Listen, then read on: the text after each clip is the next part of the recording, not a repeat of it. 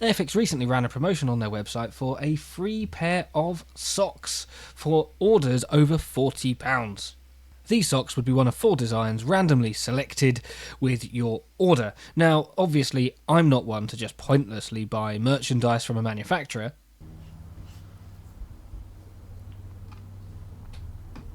So there was absolutely no reason for me to partake. So here's my free pair of heel tread socks, which conveniently is a P-51 Mustang design, because look what I bought at the same time. So today we're going to have a look inside this Airfix Dogfight Double gift set of the P-51D Mustang starter set and Messerschmitt BF109-F 4 starter set. Now, obviously, I need to slip into my appropriate socks, and then we can do this review.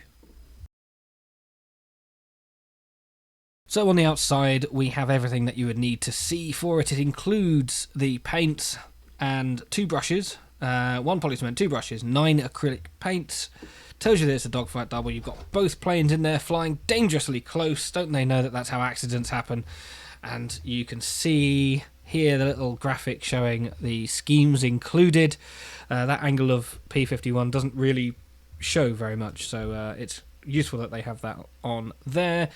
And the product code of A50193. Now this costs $19.99 normally. If you're a club member, you can get it for a 10% discount, which I am, so I did. So you're looking at about 18 quid, so about £9 a plane, which puts this at the same price, or more or less, as the normal version of the Mustang. By normal version, I mean the main range 2012, 2013 tool, correct me if I'm wrong. Either way, that sort of means this has to be as good as a main range kit. Obviously, as a starter set tooling, I expect it to be nice and simple to build, but the quality must be high to be worth that much. The paints and the brushes are essentially irrelevant. I probably won't use them.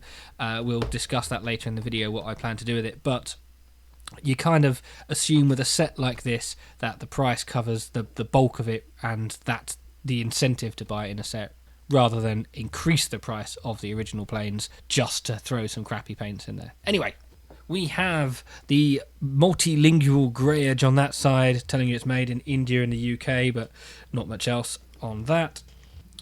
And on the upside down edge, we have a little bit of history, as well as the specific examples of the aircraft included, 2 flying hours, little club logo, and a skill level 1, which again you would expect, as it is the starter set tool for these kits.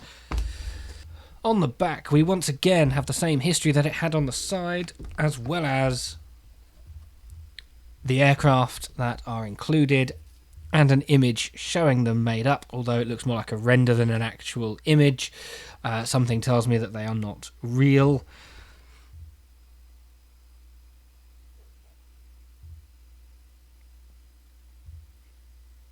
And then down here near the barcode, it tells you that they are 2024 tools. So all of this is brand spanking new, and I was planning on getting this anyway, so it's convenient that there was a reason to spend a certain amount at Airfix, because this was the bulk of that. As for what else I bought, haha, I won't tell you. Not now. One day. Also, despite being excited that this arrived, this is genuinely unopened. I can't actually show you the shop edge. It's too long. This is genuinely sealed on both sides, so this will be the first time that I've ever taken a look inside.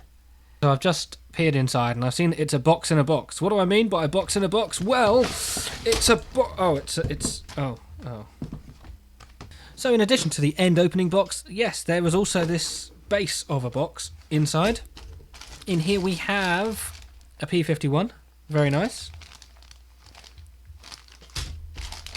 A Messerschmitt 109-F,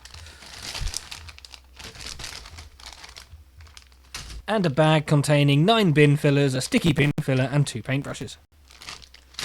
These are very basic, aren't they? You don't have much here. We've got one for each side of the fuselage for the P-51, pretty much. Well, okay, a separate one for the serial number. We have invasion stripes, which, as you probably know, I'm not a fan of in decal form. It does tell you that that's the direction of flight, though, which is interesting. And for the 109, again, very, very simple. There's more than one per side, though, at least on one side of the aircraft. But, I mean, they're fine. They're cartograph. They'll go on nicely. Don't think we're going to have any problems with that. Instructions come in booklet form with histories of... No, it's the same history. It's the same combined history of both of them at the top. Some basic information and the warnings again.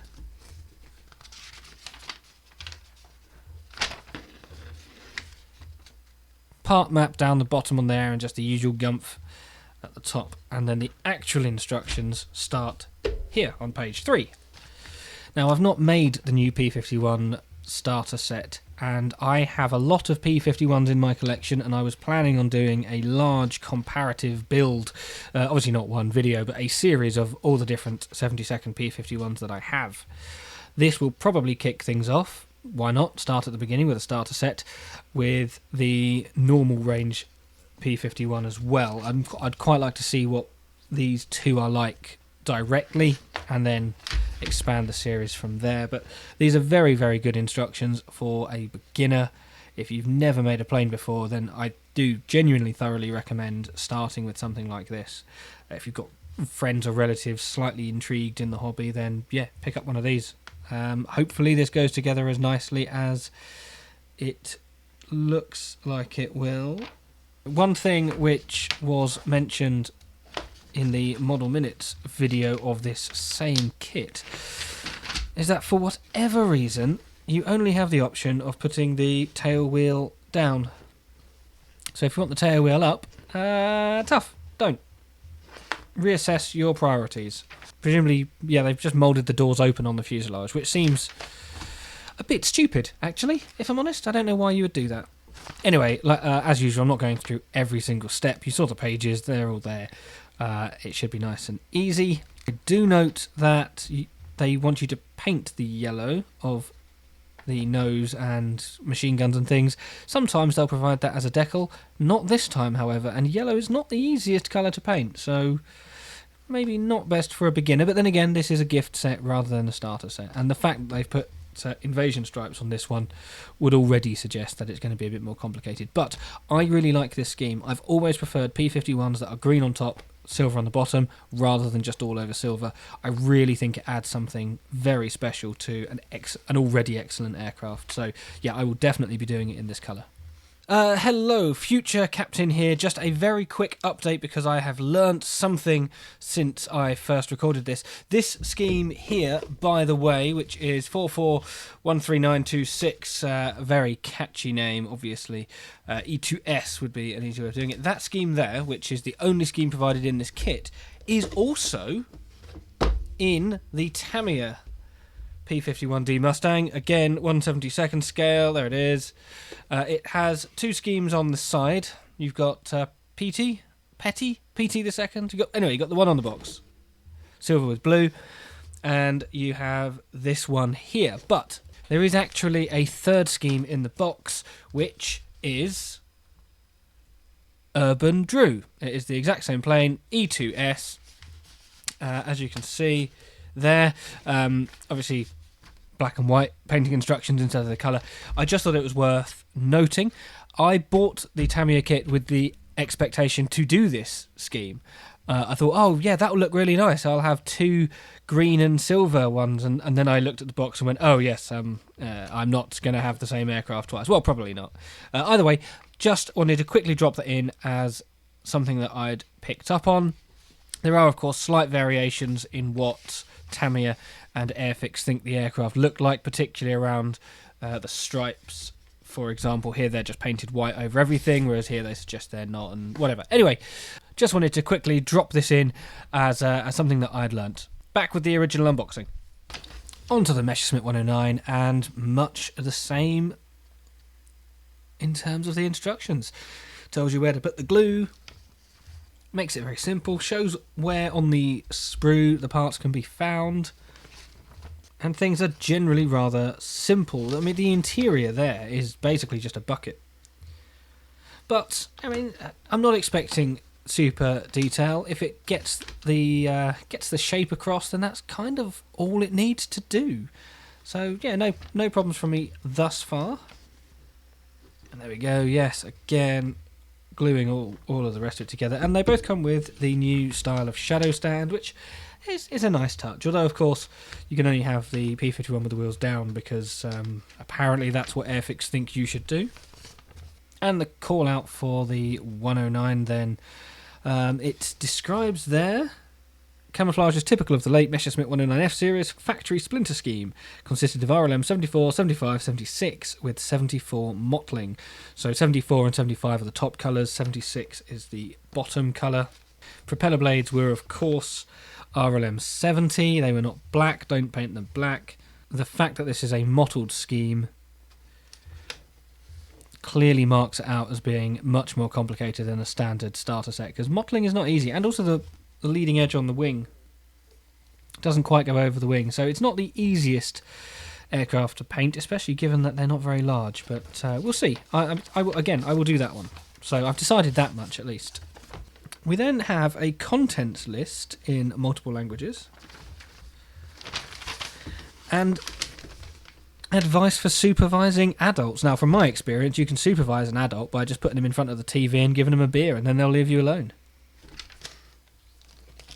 Right, starting with the P-51, given that that's where the instructions start with, we have a separate clear part, which I'm leaving in its sealed bag, but it is one of those that you can clip in, so no glue required, thus reducing the chance of getting sticky fingerprints all over it. So on sprue A, we have a casualty, part A14. Don't worry, I have got it here. That's how it came out the bag. Thankfully, it's not lost, but yes, maybe not the most secure way for transit. But hey, it's only one part as far as I can see, so never mind. The interior is all in this large block here. Propeller blade moulding looking good. There's a pilot. I assume he's called Hank. I don't know why. Actually, it tells you who flew this plane. It's Urban Drew. It's Urban Drew, apparently. There we go. I don't think they actually used drawings. I think they used a general pilot figure rather than finding what Urban Drew looked like. But hey, there he is. Not too bad. He's all right. I mean, you never know. Urban Drew might have looked exactly like this. Might have been a very pasty grey fella. Anyway, we have a seat.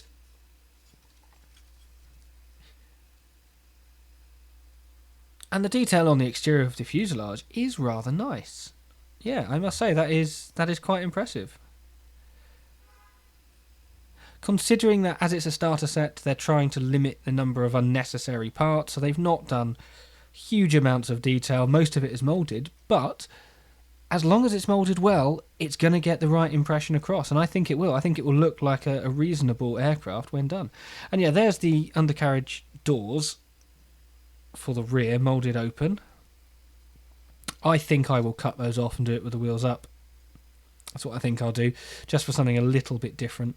Although most of my aircraft do have the wheels down, and that is how I usually display them, but maybe that's more incentive to do it with the wheels up. Anyway, sprue B is the wings. Again, very basic detail. The pylons have been moulded on, so you're going to have pylons. The ejection ports for the machine gun rounds, they are very solid. They're often holes. These are not holes. So you'd have to run some thin paint into there to mask that. Otherwise, they're just going to look a bit silly.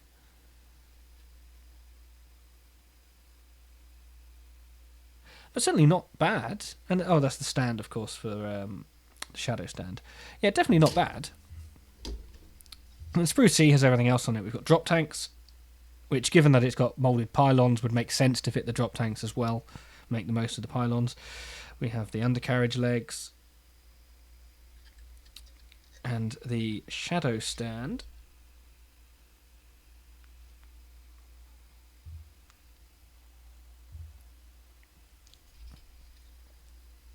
There's the tail wheel. Nice enough.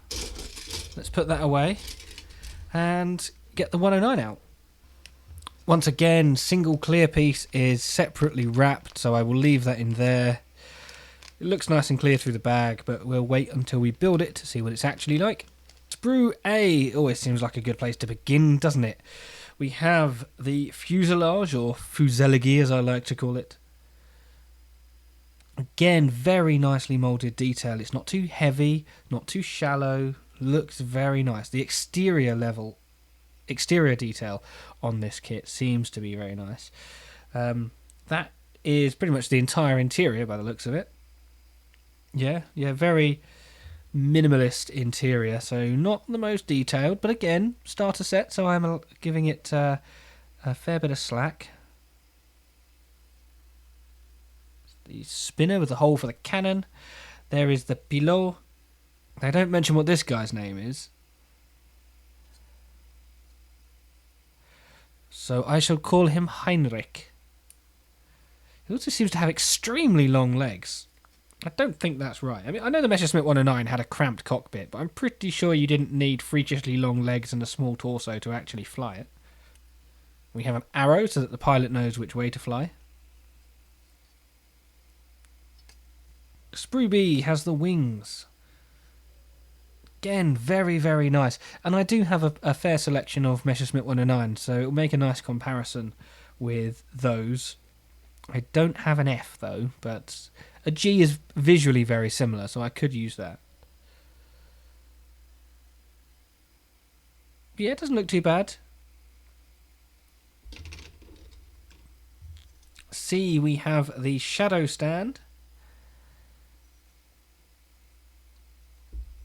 as well as the wheels, which look really nice. Yeah, very good detail on those. But again, we have a casualty. Part C18 has come off the sprue, but again, it was in the bag, so fine. Chances of both of them falling off just because I picked it up, quite slim. So, not ideal, but hey, at least they're still attached. And finally then, in the last bag included, we have 2 paintbrushes, size 0, which is fine. They're good. They're good enough paintbrushes. I use them. And a size 4. Both of them have been protected. I mean, these are perfectly usable, cheap brushes. Don't expect the best finishes, but they're absolutely fine, even if you just use them for weathering or something. Very good. We also have polycement. You can use this, but for me personally, it's not the most user-friendly, and I would rather use something with a precision needle. So, yeah, fine, thanks, I guess. I'm glad I didn't spend too much money on that. And then here we have the 9 paints that they include for this set. So, from left to right, 11, 24, 27, 32, 33, 53, 65, 91 and 155. And I found out this cool little fact that if you add all of these numbers together, what you get is still crap. Right, so there we go, a look inside this new set from Airfix. Let me know what you think I should do with the P-51 and its weird undercarriage situation. Do I make it with the wheels down, or do I modify it with the wheels up, or do I just ignore it and make it look like it's broken? Also, I'm still undecided as to whether to use the paints and brushes and things and make them like starter sets, or whether to do my usual job on them, get the airbrush out and try and make them look a bit smarter. I would still like to make the actual schemes that come with it, but what do you think? With a set like this, what would you do? Would you use the paints? Would you try and make the kits better? Would you just build it just as a mojo build? Just let me know. I'm just interested. Either way, thank you very much for watching. I'm going to leave it here. You can be a channel member like the people on screen, but if you don't worry. Just like, subscribe, or just carry on watching, because that's all that really matters.